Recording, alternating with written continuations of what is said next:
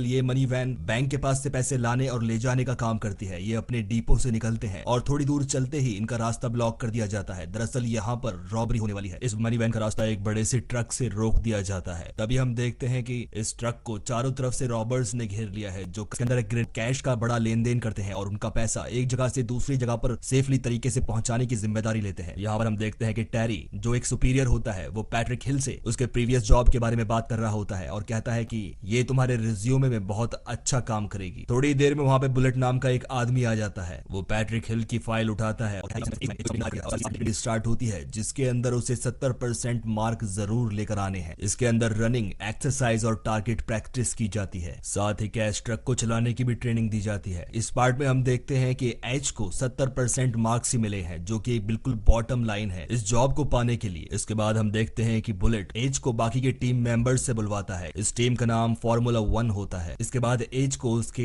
हथियार दे दिए जाते हैं ताकि वो अपने पहले काम पर जा सके। इसके बाद हम देखते हैं कि डेव और उसका पार्टनर मनी का पैकेट छोड़ने के लिए एक जगह पर जाएंगे, जिनके साथ बुलेट भी जाएगा। लेकिन बुलेट इस ड्रॉप पे जाने से पहले स्टिकी जॉन को वहां से हटा देता है और उसकी जगह एच को अपने साथ लेकर जाता है। ये देखने के बाद स्वीट डेव एच से कहता है कि तुम्हें आइडिया भी नहीं है कि ये जॉब हमारी कितनी ज्यादा खतरनाक है। एच भी उसके जवाब में यही कहता है कि हाँ, मुझे बिल्कुल भी पता नहीं है कि ये कितनी खतरनाक है। इसके बाद ये तीनों अपने ट्रक में बैठकर पैसों को डिलीवर करने के लिए जाते हैं, जहां पर स्वीट डेव उसे बताता है, क्या तुम्हें पता है कि कुछ दिन पहले जो यहाँ पर रॉबरी हुई थी, उस ट्रक के अंदर मुझे होना चाहिए था, लेकिन उस दिन मैं छुट्टी पर था। ये सुनने के बाद एच को थोड़ा सा शक होता है और वो उससे पूछता है कि तुम उस दिन कहाँ थे। डेव कहता है, मुझसे भी पुलिस वालों ने इसी तरह से पूछा था, लेकिन मैं उस दिन हैंगओवर की वजह से ऑफिस नहीं आ पाया था और मेरी जगह किसी दूसरे को जाना पड़ा और उसको अपनी जान गंवानी पड़ी। यहाँ पर हम देखते हैं कि ये बात करते हुए एक बिल्डिंग में पहुंच जाते हैं, जहां से इन्हें $2 मिलियन वहां से पिकअप करने थे।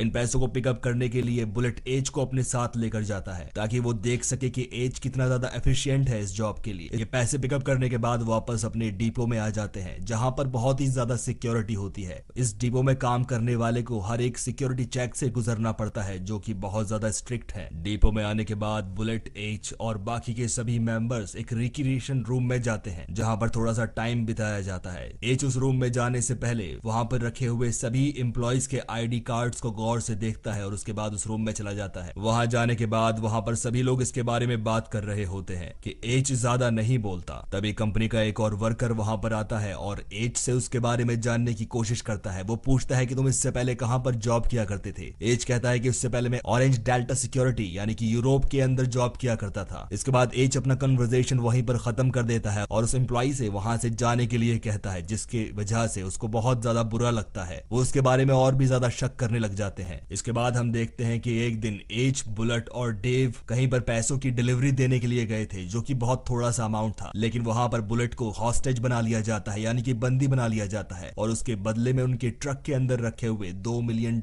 की डिमांड की जाती है। ये सुनने के बाद डेव बहुत ज्यादा घबरा जाता है और डिपो के रूल्स फॉलो करने की बात करता है। लेकिन जिन लोगों ने बुलेट को हॉस्टेज बनाया हुआ था, वो बुलेट को जान से मारने के लिए कहते हैं। वो कहते हैं कि अगर तुमने यहाँ से जाने की कोशिश की तो हम बुलेट को जान से मार देंगे। ये सुनने के बाद एच डेव से कहता है कि तुम बिल्कुल भी फिक्र ना करो, तुम उन लोगों के पास चलो और हम बुलेट को वहां से पैसे देने के बाद छुड़ा लाएंगे, क्योंकि पैसे बुलेट की जान से ज्यादा कीमती नहीं है। और वो किडनैपर्स भी डेव को मजबूर कर देते हैं उसके पास वो सारे पैसे लेकर आने के लिए। किडनैपर्स डेव को इंस्ट्रक्शंस देते हैं कि उन्हें वैन कहां पर लेकर आनी है। वो वैन उस जगह पर ले जाते हैं और वहां पर हम देखते हैं कि इस वैन के एक सामने भी गाड़ी खड़ी होती है और एक पीछे से ट्रक भी आ जाता है। फिर ये किडनैपर्स डेव को कहते हैं कि सारे पैसे पीछे का दरवाजा खोलकर पीछे खड़े हुए ट्रक के अंदर डाल दो और कोई भी होशियारी करने की कोशिश मत करना। पैसे इस ट्रक से दूसरे ट्रक में पहुंचाने की जिम्मेदारी एच लेता है और कहता है कि तुम्हें कुछ भी नहीं करना, ये काम मैं करूंगा। एच वहां से एक एक करके सारे पैसों के बैग फेंकना शुरू कर देता है। इधर हम देखते हैं कि बुलेट को एक दूसरी गाड़ी से निकाल कर बाहर लाया गया ताकि कोई भी चालाकी होने पर बुलेट को मारा जा सके। तभी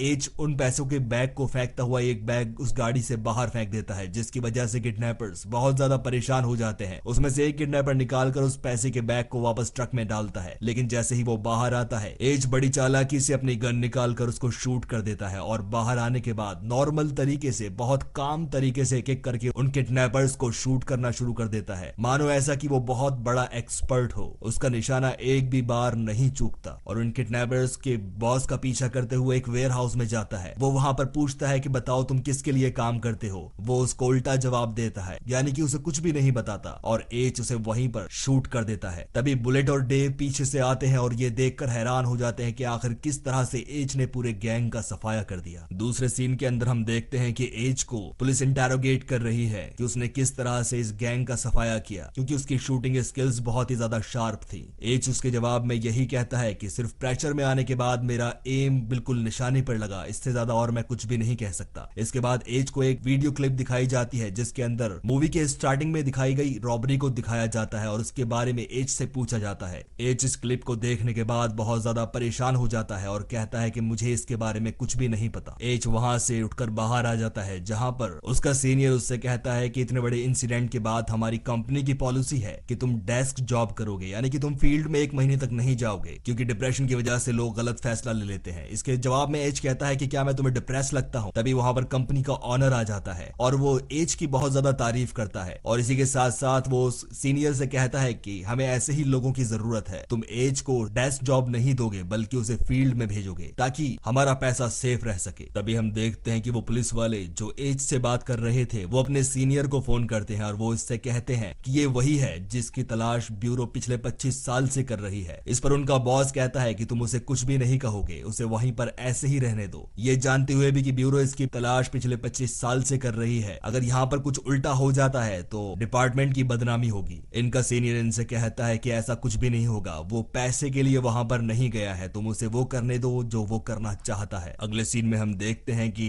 एच से मिलने के लिए कोई लेडी आई है और वो उसे फोर्टिको के एम्प्लॉयज की फाइल देती है और साथ ही में डेना की इंफॉर्मेशन भी देती है और उसको एक ऑटोप्सी रिपोर्ट भी देती है। अगले दिन हम देखते हैं कि बुलेट और एच एक ड्रॉप करने के लिए जा रहे थे, लेकिन उनका ट्रक रोक लिया जाता है और उनके ट्रक के अंदर आंसू गैस छोड़ दी जाती है। एच ट्रक से बाहर निकलता है और उसको देखने के बाद वो गुंडे वहां से उस ट्रक को ऐसे ही छोड़कर चले जाते हैं। बुलेट ये देखने के बाद अपने एम्प्लॉय से एक बात कर रहा होता है कि इसके बारे में कुछ ना कुछ तो गड़बड़ जरूर है, क्योंकि गुंडे इसे देखने के बाद ऐसे भाग गए जैसे मान लो उन्होंने कोई भूत देख लिया हो। इसके बाद हम देखते हैं कि एच डेना के घर में होता है, वो उसे गन पॉइंट पर ले लेता है और उससे कुछ इन्फॉर्मेशन लेता है। वो डेना से उसके घर में रखे हुए कैश के बारे में पूछता है कि तुम्हारे पास इतना सारा पैसा कहां से आया। डेना कहती है कि जिसका नाम डगी होता है वो उसके साथ कहीं पर जा रहा होता है, लेकिन तभी वहां पर उसे एक कॉल आती है। ये जिससे बात कर रहा होता है उसका नाम माइक होता है। दरअसल ये वही आदमी है जो पिछले पार्ट के अंदर ट्रक को लूटने आया था और उसे देखने के बाद भाग गया था। माइक एच से कहता है कि सिर्फ मुझे एक ट्रक की लोकेशन जाननी है जो फोर्टिको कंपनी का ट्रक है। ये वही कंपनी है जो पैसों का लेन देन करती है, जो पैसों को सेफली एक जगह से दूसरी जगह पर पहुंचाती है। दरअसल माइक ने इस काम के लिए किसी और को भेजा था, लेकिन उसका रास्ते में एक्सीडेंट हो गया था, जिसकी वजह से ये रिस्पॉन्सिबिलिटी एच को दी जाती है, क्योंकि वो इस कंपनी के बहुत करीब था। एच अपने बेटे को गाड़ी में बिठाने के बाद उसी डिपो के पास पहुंच जाता है जो फोर्टिको का डिपो है। अपने बेटे को गाड़ी में बिठाने के बाद उसके लिए खाना लेने के लिए जाता है ताकि वो उस ट्रक के ऊपर नजर रख सके। उसे सिर्फ ये बताना था कि वो लेफ्ट जा रहा है या राइट जा रहा है। वो माइक को इस ट्रक की डायरेक्शन बता देता है और इसके बाद वो फोन डिस्कनेक्ट करने के बाद अपने बेटे के पास खाना लेकर जा रहा होता है। तभी हम देखते हैं कि फोर्टिको कंपनी का ट्रक एक ब्रिज के नीचे जाता है और उसके ऊपर अटैक हो जाता है। रॉबर्ट्स उस वैन के ऊपर अटैक करके वहां से सारा पैसा निकाल लेते हैं। ऐसा होते हुए उसका बेटा देख लेता है जो कि आई विटनेस बन जाता है और तभी उनमें से एक रॉबर आकर एच के बेटे को शूट कर देता है। एच इस चीज को दूर से ही देख रहा होता है, वो उसके पास भाग कर जाता है, लेकिन तभी दूसरा रॉबर एच को बहुत सारी गोलियां मार देता है, जिसकी वजह से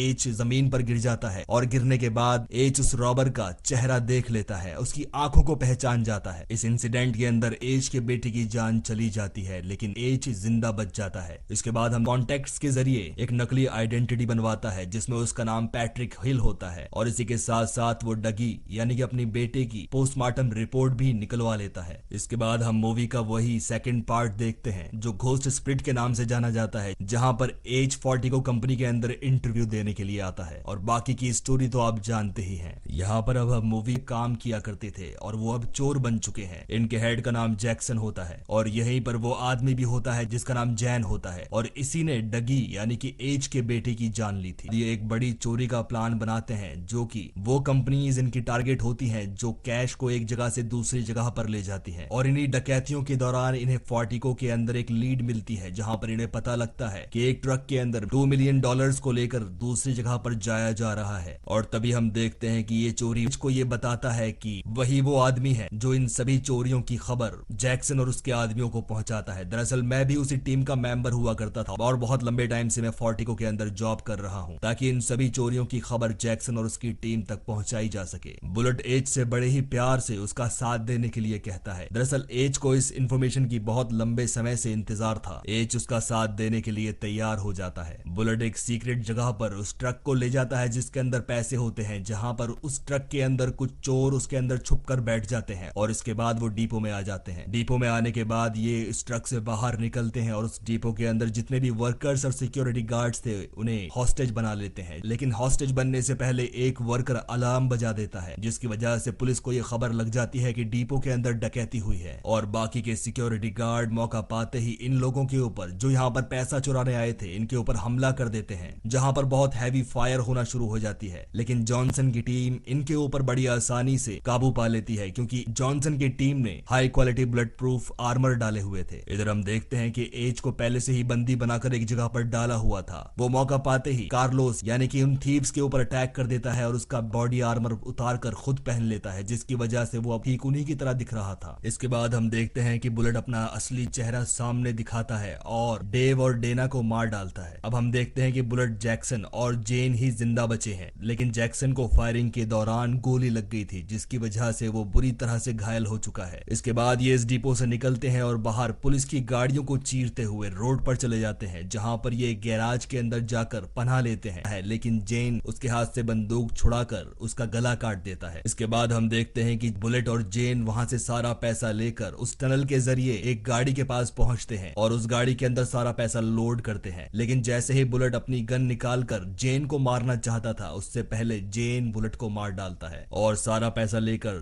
जेन सही सलामत उस टनल के जरिए वहां से निकलकर आजाद हो जाता है। इसके बाद हम देखते हैं कि जेन अपने अपार्टमेंट में है और बाथरूम से निकलकर एक टेबल के पास ड्रिंक करने आता है। एच ने पहले से ही प्लान किया हुआ था ताकि उसकी लोकेशन को जान सके। इसके बाद एच जेन को बताता है कि तुमने जिसे मारा वो मेरा बेटा था। वो उसे उसकी पोस्टमार्टम रिपोर्ट दिखाता है जिसके अंदर डगी के इंटरनल ऑर्गन्स पर गोली लगने की वजह से उसकी मौत हो जाती है। तभी एच अपनी गन लेकर जेन को भी उसी तरह से शूट करता है, उसके इंटरनल ऑर्गन्स डैमेज कर देता है जिसकी वजह से जेन वहीं पर मर जाता है। इसके बाद एच वहां से बाहर निकल कर आता है जहां पर एफबीआई चीफ होता है। वो सारा पैसा एफबीआई चीफ के हवाले कर देता है और हम देखते हैं कि उसका एक साथी ऑलरेडी उस अपार्टमेंट के बाहर एक गाड़ी लेकर उसका इंतजार कर रहा है, जिसमें बैठने के बाद वो वहां से चला जाता है।